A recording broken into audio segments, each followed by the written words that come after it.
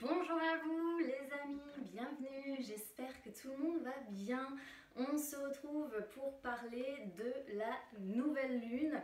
Alors, nouvelle lune qui va avoir lieu le 10 juillet à 3h17, heure de Paris. Je donne l'heure parce que bon, pour tous les adeptes de lithothérapie, etc., je sais qu'il y en a qui aiment bien s'occuper de leurs pierres au moment de la pleine lune et au moment de la nouvelle lune, même si chez moi c'est plutôt au moment de la pleine lune, mais bon, ça marche aussi à la nouvelle lune. Voilà.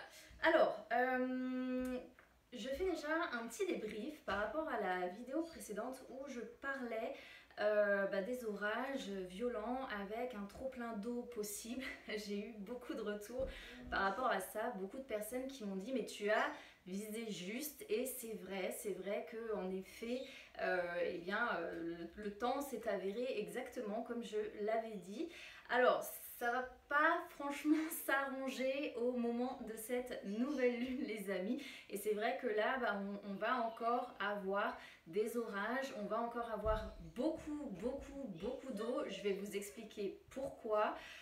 Déjà, donc première chose, là le soleil actuellement est en cancer. D'accord? Le cancer, c'est son signe de maîtrise, c'est la lune, donc signe de pluie. D'accord? C'est un signe d'eau, signe de pluie. Donc le soleil, l'énergie solaire, en fait, se trouve déjà un petit peu atténuée par ces énergies d'eau, et c'est vrai qu'on éteint facilement un feu avec de l'eau. D'accord? Donc déjà, effectivement, vous avez le soleil qui est en cancer au moment de cette nouvelle lune. Mais qu'est-ce qu'il y a d'autre? Il y a Neptune qui est toujours en poisson aussi. Il y a Jupiter qui est en poisson également. Donc ce sont, on a voilà, le soleil qui est dans un signe d'eau, Neptune dans un signe d'eau, Jupiter dans un signe d'eau. Et toutes ces planètes-là viennent former en fait des aspects spécifiques entre elles, notamment donc Mars évidemment, et Mars en astrologie représente la foudre, et des aspects également à Uranus qui est le côté un petit peu électrique, et donc qui effectivement indique ce potentiel orageux, ce qui fait que ça va pas franchement s'arranger, d'autant que Mars est en Lion, donc elle est aussi, voilà, la planète se sent très bien dans ce signe, et toutes ces planètes là se confrontent, et on a beaucoup quand même de planètes dans des signes d'eau, et qui nous versent en fait des déluges, on peut dire ça comme ça. Et là, effectivement, la lune étant en cancer, cette nouvelle lune ayant lieu en cancer, dans un signe d'eau, il est probable qu'on arrive encore aux alentours du 10 juillet sur des orages très forts, très violents encore, avec de nouveau des trompes d'eau. Alors il est possible que ce soit même encore plus fort que ce que l'on a vu jusqu'à maintenant. Donc c'est vrai qu'il y a des personnes qui vont me dire mais là déjà c'est très fort en fait, donc qu'est-ce qui peut nous attendre de pire? Je ne sais pas, moi je dis juste que ça peut peut-être gagner encore plus d'endroits dans le monde, ou se déclencher peut-être ailleurs dans le monde de manière encore plus virulente par exemple que chez nous. Voilà. Et en France on verra bien, peut-être que ça continuera sur ce qu'on rencontre à l'heure actuelle, mais c'est fort possible qu'au moment de la nouvelle lune on retrouve à nouveau ce genre de problème, ce genre d'orage, d'accord? Alors c'est pareil, je voulais faire une petite aparté concernant l'environnement, parce que c'est vrai qu'on entend de plus en plus les climatologues donc, qui alertent, qui parlent effectivement des quelques tornades qu'on commence à voir en Belgique, en France, etc., en disant que ce phénomène va s'amplifier dans les années à venir. Eh bien oui, ce sont des phénomènes qui vont s'amplifier, et qui vont prendre notamment, alors on verra bien à ce moment-là, mais de l'ampleur probablement à partir de 2044. Pourquoi? Parce que en 2044, eh bien c'est Pluton qui va arriver dans le signe des Poissons. Donc à ce moment-là, pareil, Pluton, c'est, vous le savez, la planète de la destruction. Et de la régénération aussi, mais il faut déjà détruire avant de reconstruire, et il est possible qu'à ce moment-là, eh bien, elle détruise au travers d'inondations de plus en plus fréquentes, d'orages comme ça qui vont effectivement donner des trompes d'eau de plus en plus fréquentes. qu'est-ce que des raz-de-marée, tout ce qui va être tremblement de terre, les catastrophes en fait liées à l'environnement vont effectivement à ce moment-là être beaucoup plus intenses. On a encore le temps, c'est 2044, mais bon, de toute façon, il ne faut pas se mentir, au fur et à mesure que Pluton va se rapprocher aussi du signe du Poisson, alors on a encore le temps, hein, 2044 c'est pas demain, mais ça va pas nous faire de cadeaux, et plus les années vont passer, et plus voilà, on va arriver sur des phénomènes ayant une ampleur pas mal qui vont nous dépasser. Voilà. Alors, à l'heure actuelle, c'est vrai que Pluton est dans un signe de terre, elle est en Capricorne, donc on voit quand même qu'il y a déjà des destructions hein, qui touchent un petit peu la terre. On arrive encore à sauver un petit peu les meubles. Lorsque Pluton va transiter le Verseau, on pourrait voir en effet à ce moment-là, parce que les Verseaux sont gouvernés par Uranus, on pourrait voir effectivement à ce moment-là une augmentation peut-être justement d'orage ou de phénomènes électriques ou au travers du feu. Si je lâche mes feuilles, ça va pas aller. Assez violent. Donc des phénomènes comme ça de plus en plus violents. Enfin voilà, c'était la petite aparté sur le climat parce que c'est vrai que la dernière vidéo a fait beaucoup réagir par rapport à ce que j'avais dit justement des possibles conséquences de Mars en Lion et de Neptune en Poisson qui nous arrose. Voilà. Alors, avant de venir vraiment vous parler de cette nouvelle lune, je voulais parler des aspects parce que donc là ça y est, je continue de progresser dans ce que j'étudie et je suis actuellement en train d'étudier en profondeur Chiron qui est un astéroïde. Et donc là Chiron, bon elle met 50 et quelques années hein, à faire le tour du zodiaque, donc c'est un astéroïde qui est quand même assez lent. Et actuellement, cet astéroïde transite le signe du Bélier. Mais là, ce qui est bien en fait, c'est qu'au moment de la nouvelle lune, en effet, il y a de bons aspects à Mars. Et Mars, c'est la combativité, c'est la vitalité. Donc, qu'est-ce que ça peut vouloir dire ? Mars, hein, vous le savez, gouverne les béliers. Donc, ça va renforcer cet effet vitalité retrouvée, cet effet bonne santé, ou en tout cas, il va y avoir certainement, au moment de cette nouvelle lune, donc aux alentours du 10 jusqu'au 15 juillet, une nette amélioration de l'énergie de la plupart des gens, donc notamment je dirais des énergies de feu, hein, les béliers, les premiers, et puis donc les lions évidemment, puisque vous avez Mars dans votre signe. Donc Bélier et Lion, vous pourriez être les plus, voilà, vous sentir une énergie comme ça qui va revenir d'un coup au moment de cette nouvelle lune. Alors ça va durer que quelques jours, c'est un petit peu ce qui est dommage, mais bon, il faut le souligner quand même parce que c'est quelque chose de positif et au niveau de la situation sanitaire, on pourrait peut-être même voir une certaine accalmie à ce moment-là. Voilà. Ça ne veut pas dire que ça va durer, ça c'est autre chose. Alors maintenant, on va parler de cette lune, de cette nouvelle lune, donc qui est conjointe au soleil, hein, nouvelle lune, c'est ça. Alors, qu'est-ce qui se passe ? Je vous parlais de Pluton tout à l'heure, et bien il s'avère qu'on a une opposition. Cette nouvelle lune va être en fait en opposition à Pluton qui est dans le signe du Capricorne. Alors, cette lune, je le disais, elle va être amplifiée parce qu'elle est donc en Cancer, donc elle est dans son signe de maîtrise, voilà. Ce qui fait que pour les cancers, ça risque d'être une nouvelle lune qui va beaucoup secouer. Donc ça peut beaucoup secouer dans le bon sens, ça peut beaucoup secouer dans le mauvais, selon évidemment dans votre thème, comment est aspectée votre lune natale, votre soleil natal. Il faut observer après les thèmes de manière individuelle pour savoir si vous, ça va réveiller quelque chose de positif chez vous ou de négatif. Mais en tout cas, son phénomène, en fait, ce phénomène de nouvelle lune va vraiment être largement amplifié parce qu'elle est dans son domicile, hein, voilà. Mais qu'est-ce qui se passe du coup ? Comme elle est conjointe au soleil, elle va aussi amplifier quelque part ces énergies du soleil et elle va amplifier un petit peu le côté égo du soleil. Pourquoi je vous parle de l'ego ? Parce que le soleil est représentatif du signe du lion Et dans le signe du lion, on a Mars. Et Mars, c'est l'ego. Et on a Vénus aussi, mais je vais y venir après, d'accord? Alors, qu'est-ce que Pluton va provoquer? Parce que je vous disais que c'est la planète de la destruction, mais de la régénération aussi. Alors, Pluton, elle va venir, en fait, étant donné que c'est lié à cette nouvelle lune, la lune, vous le savez, c'est le côté émotionnel, Pluton va venir réveiller ce côté émotionnel, hein. Je rappelle que Pluton est associé au signe du Scorpion, qui est un signe aussi qui est très intense, d'accord? Donc là, on a vraiment le côté un petit peu fleur bleue à fleur de peau du signe du Cancer, et le côté du coup Scorpion, hein, au travers de Pluton, qui est un signe très passionné, très intense, d'accord? Donc ça montre bien que Pluton va réveiller ce côté-là, ce côté très intense en fait de cette nouvelle lune. Euh, bah, c'est vrai que lorsqu'on agit en fait sous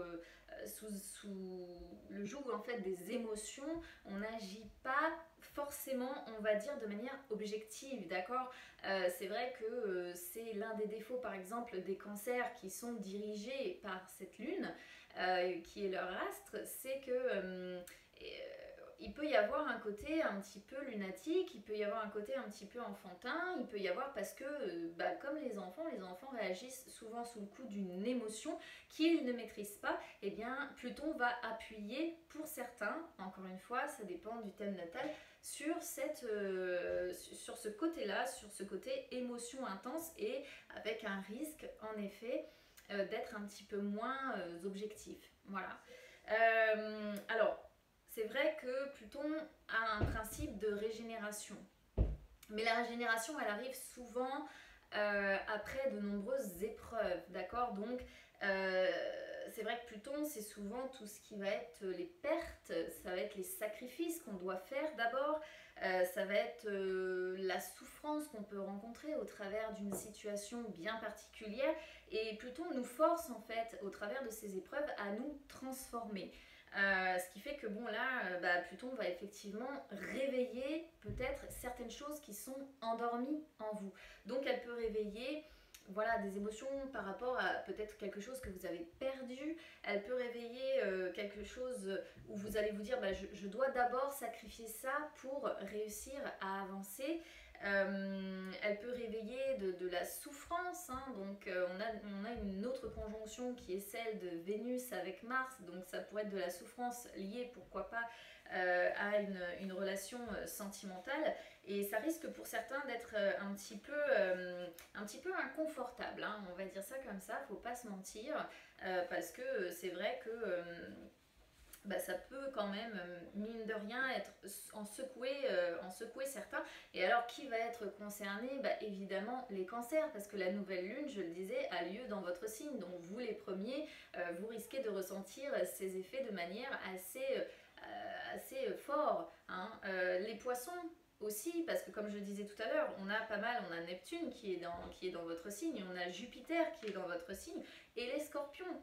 Pourquoi les scorpions? Même si vous n'avez pas d'aspect, même si vous n'avez pas de planète, ou même d'astéroïde, s'il y en a un seul dans votre signe, eh bien indirectement Pluton en fait qui dirige votre signe forme des aspects, donc vous serez au final voilà, vous restez un signe d'eau. Pluton a des aspects, la lune bah, dirige un petit peu aussi, a des influences sur les signes d'eau, donc vous pouvez aussi potentiellement être concerné par tout ça. Donc il faudra peut-être pour certains en passer par ça va peut-être représenter une période de destruction qui va impliquer de la souffrance, qui va impliquer une transformation, avant peut-être plus tard de réussir à renaître. Il ne faut pas oublier que la nouvelle lune, c'est aussi le principe de commencement où justement on se lance.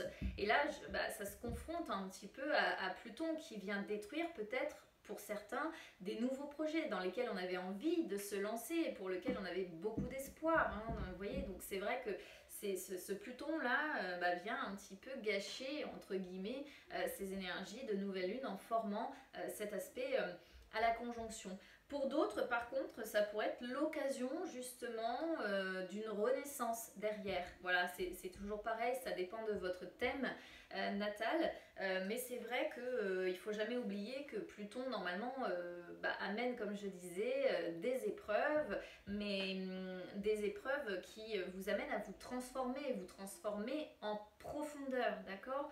Donc, peut-être que certains, au travers d'émotions qui vont être réveillées, d'émotions de souffrance, d'émotions de perte, comme je disais, de sacrifice ou ce genre de choses, peut-être que certains vont réussir à se transcender et à dépasser ces énergies de nouvelle lune pour justement réussir à une belle renaissance, on va dire, derrière et à réussir à rebondir. Moi, je vais dire ça comme ça, réussir à rebondir. Donc il faut aussi savoir que la conjonction forme en fait un aspect, ce qu'on appelle en fait en astrologie un bon aspect à Uranus. Donc ça c'est un sextile que l'on appelle en astrologie et c'est un aspect qui est assez sympa parce que Uranus peut vous aider. D'accord, Uranus c'est une planète qui dirige donc les Verseaux. Du coup, les Verseaux, vous risquez en effet vous aussi d'être principalement concernés par cette nouvelle lune, d'autant plus que, bon, je vais en parler après, mais vous avez Saturne dans votre signe, qui traverse votre signe à l'heure actuelle, donc vous êtes aussi concerné. Il y a pas mal de signes qui sont concernés par ces changements-là, cette nouvelle lune.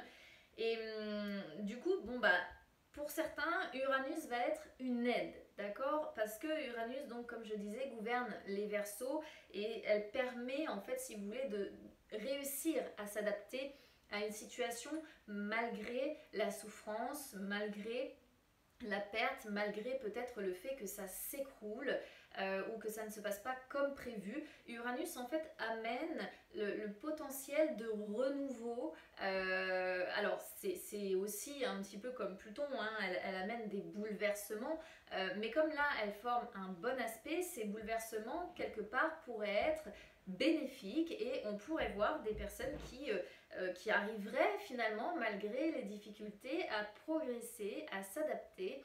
Et ça, c'est plutôt, plutôt positif.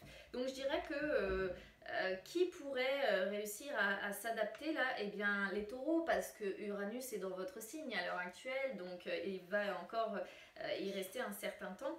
Mais les taureaux, évidemment, vous pourriez être concerné par cette possibilité-là que Uranus vienne quand même vous aider. Les cancers aussi, c'est pour ça que je dis que c'est très important de regarder au natal les aspects que forment les planètes, parce que pour certains, en effet, certains cancers, en gros, ça va être peut-être que quelque chose va s'écrouler, mais qu'il va y avoir une possibilité d'autre chose derrière. Et pour d'autres, ça pourrait être vraiment négatif et difficile de remonter la pente. Et au bout d'un moment, il faudra laisser Pluton en fait détruire ce que l'on espérait pour faire différemment. Voilà. Donc c'est vrai que là, au niveau de cette pleine lune, alors j'en ai pas trop parlé sur les réseaux sociaux, mais on a quand même beaucoup de planètes qui sont actuellement en rétrogradation. C'est-à-dire que dans le ciel, on explique ça par un phénomène de recul de la planète, ce qui fait qu'elles perdent des degrés. Elles reculent dans le signe dans lequel elles sont avant, une fois la rétrogradation terminée, d'avancer à nouveau. Le truc ici, c'est que donc on en a beaucoup. On a Neptune qui est en rétrogradation, on a Jupiter qui est en rétrogradation, on a Saturne, on a Pluton, et c'est déjà pas mal. Mercure a terminé sa rétrogradation. J'ai demandé d'ailleurs sur les réseaux ce que ça avait provoqué chez vous, et il y a eu du remous. Pour certaines planètes, ça n'en diminue pas forcément les effets. Je m'explique.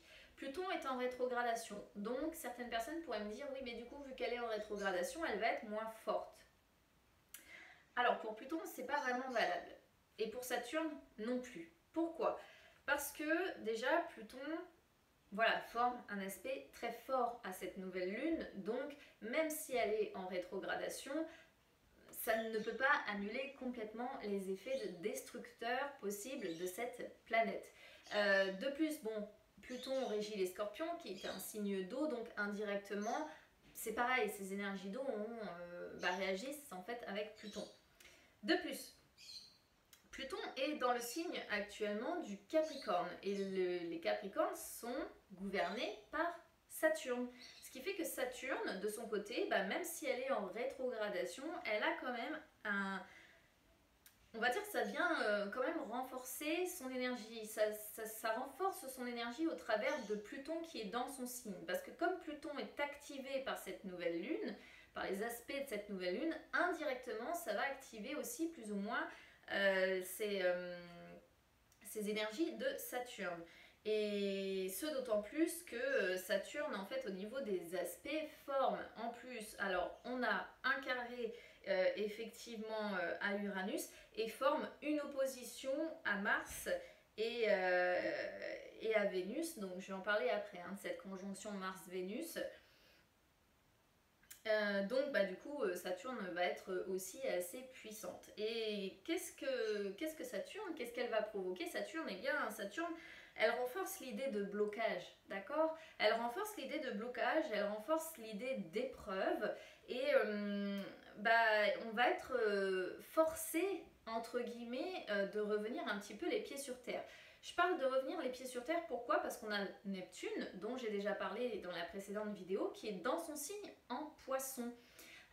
Et qui effectivement peut porter certaines personnes sur leurs rêves, mais peut-être un petit peu trop loin. Et ça peut manquer de réalisme, on peut manquer de... Comment dire, on peut être moins terre à terre en fait que d'habitude lorsqu'on est porté par Neptune. Alors c'est vrai qu'on peut avoir beaucoup d'imagination, on peut avoir beaucoup de créativité parce que c'est aussi ça, mais c'est aussi le domaine des rêves et malheureusement certaines personnes en effet auraient tendance sur cette nouvelle lune ou bien même ces derniers temps, parce que Neptune est en Poisson depuis un moment, là elle rétrograde, donc elle recule, donc elle va rester encore longtemps en Poisson, eh bien on peut être sur des personnes qui ont tendance à se laisser porter par leurs rêves, leurs idéaux, leurs espoirs, et il faut réussir à garder une part de terre à terre. Et là, avec les aspects formés par Saturne à cette nouvelle lune, eh bien on pourrait en effet, malgré que bon, Neptune forme un bon aspect aussi à cette nouvelle lune, Saturne vient amener soit des blocages, encore une fois, soit des retards, soit le fait qu'on manque ou on a tendance à manquer un petit peu de réalisme, quoi. Et du coup, il va vraiment falloir réussir encore une fois à traverser ces épreuves. Neptune, donc, je reviens à elle, mais c'est vrai qu'elle est rétrograde. Alors le fait qu'elle soit rétrograde, du coup, elle peut amener aussi peut-être, c'est une possibilité chez certains, un côté plus terre à terre. Alors, en gros, quand Neptune rétrograde, c'est soit très clairement, on va être sur des personnes du coup un peu plus terre à terre, c'est-à-dire que l'effet imagination va diminuer en conséquence, soit on va être l'effet inverse, c'est-à-dire des personnes qui vont manquer totalement de réalisme. Parce que bon, en temps normal, lorsqu'elle est dans son mouvement normal, elle est porteuse d'espoir et tout le monde a besoin d'espoir, tout le monde a besoin de rêve, tout le monde a besoin de croire.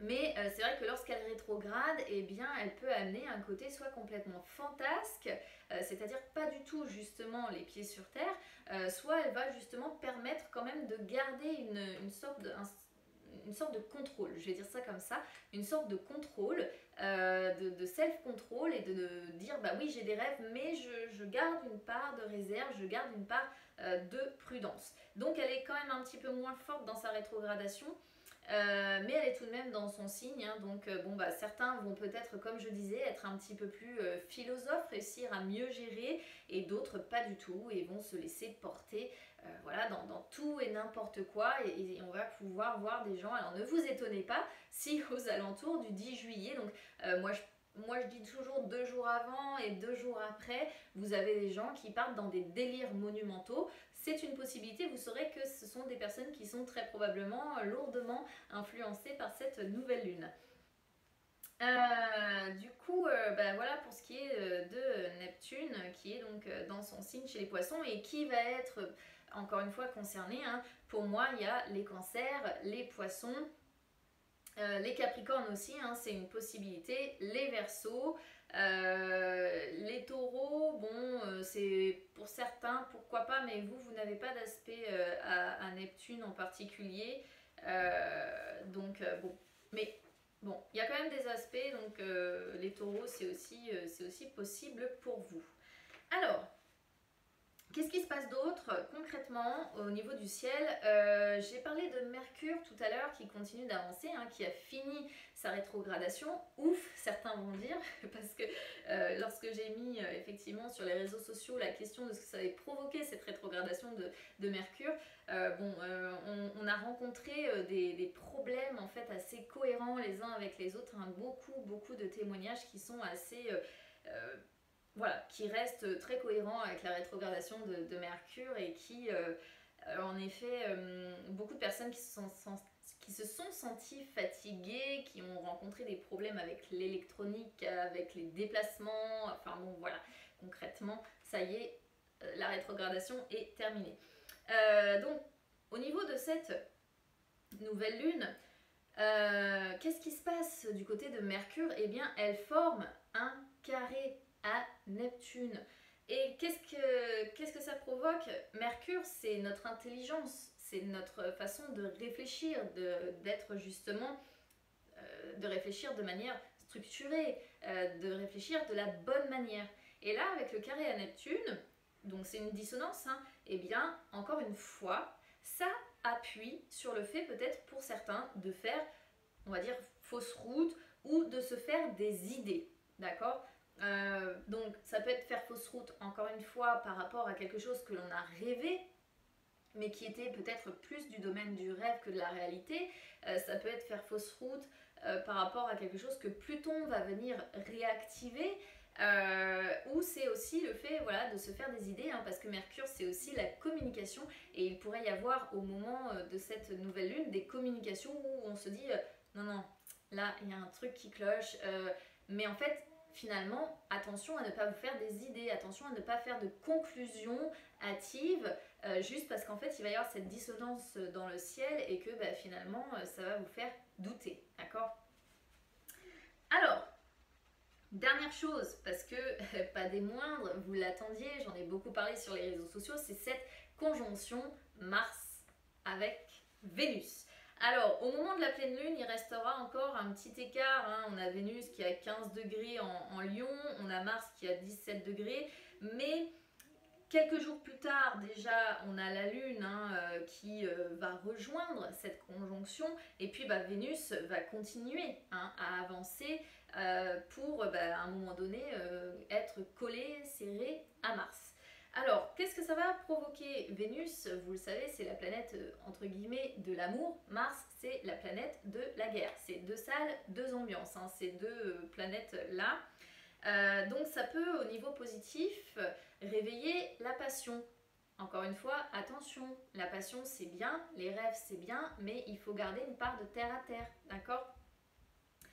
Donc ça peut réveiller la passion, alors aussi bien au niveau sentimental, relationnel, qu'au niveau des projets que vous pouvez faire, au niveau d'une passion que vous pourriez avoir. C'est pour ça qu'il va vraiment falloir réussir pour certains à garder un côté terre à terre, parce que si par exemple vous trouvez une passion pour quelque chose dont vous voudriez faire le métier, il va vraiment falloir vous assurer avant que ce projet est viable et pas vous lancer là au moment de la pleine lune, pas tout de suite. Il va falloir attendre un petit peu, il va falloir réfléchir, parce que même si la nouvelle lune c'est se lancer dans des nouveaux projets, ici bah, finalement on pourrait se lancer dans des projets qui à terme ne seraient pas viables, tout simplement parce que c'est Neptune qui nous aurait porté dans un imaginaire et que concrètement bah, une fois qu'on va revenir sur Terre on va se rendre compte que c'est pas réalisable. Et ça peut être valable pour tout, ça peut être valable pour l'achat d'une maison, ça peut être valable pour un déménagement quelconque, ça peut être valable pour l'achat d'une voiture, ça peut être valable pour un voyage. Attention, voilà, attention à ça, hein, parce que en effet, la passion c'est bien, c'est des émotions fortes, mais il faut réussir quand même à garder ce terre à terre. Et évidemment, ces planètes-là sont en Lion. Donc, étant donné qu'elles sont en Lion et que le soleil gouverne les lions, eh bien vous comprenez bien que le soleil, au moment de cette nouvelle lune associée à la lune, va avoir un effet pulse sur Vénus et Mars. Ce qui fait qu'au moment du 10 juillet, ça va renforcer soit le côté très passionnel, par exemple dans les relations, ça peut être très caliente, ça c'est clair et net, avec Mars en Lion et Vénus en conjonction, les émotions peuvent être fortes, la sensualité, la sexualité, tout peut être comme ça décuplé, d'accord. Et puis ça va durer quelques jours parce que, comme je vous ai dit, après la Lune va avancer et va rejoindre cette conjonction. Donc de toute façon, je crois qu'elle rejoint, on va dire à peu près 2 jours à 2 jours et demi après. Donc ça va quand même aller très vite. Et puis c'est lorsque la Lune s'éloignera progressivement que ensuite ces émotions-là vont progressivement revenir à la normale, on va dire ça comme ça.